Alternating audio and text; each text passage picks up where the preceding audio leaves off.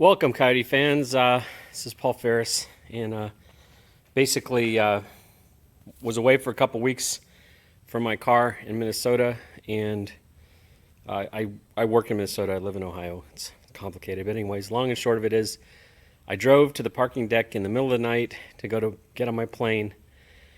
Came back to my car. When I pulled it out of the parking lot that it was parked in, I realized I'd mangled my front spoiler.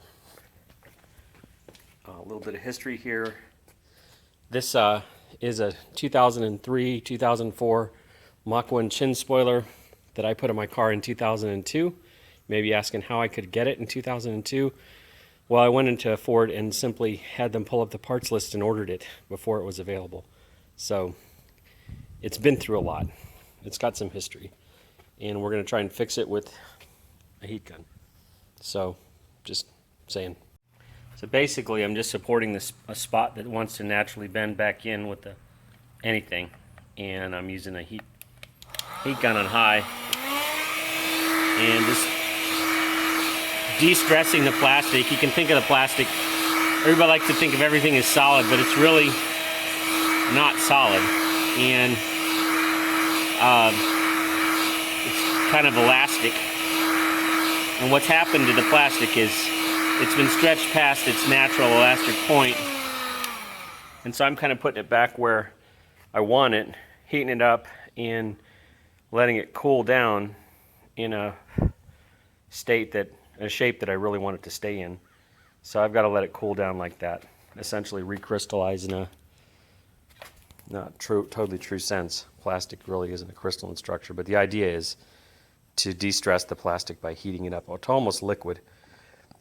You got to be careful, because you can get it to be a liquid status, and then it just will look like garbage. But I mean, this is no prize of a spoiler. I don't know that I'm going to keep this front end for very much longer, but if I decide to replace it, I'll probably replace that spoiler with something else. Anyways, you can see it's just cooling right now. I could probably use water to speed things up. It's slowly coming back, though, to a point where it won't deform back into the shape I don't want it to be in. The worst damage was here. You can see it, but man, I really crunched the thing and didn't know it. I was in a hurry parking my car and didn't realize what I'd done until I got back. It sat for 2 weeks with the spoiler deformed. So I'll do this end next. I don't know if you can see it, but most of the damage in the front's been undone.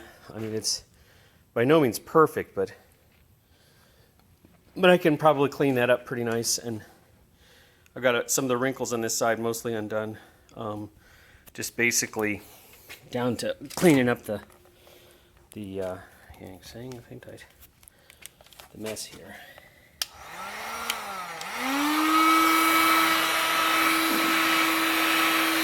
You can kind of smell plastic when you get to the right heat density. It takes some work because you're basically making the plastic go to a more plastic state. Sorry about the pun. And you pull away the support, you can actually even feel it.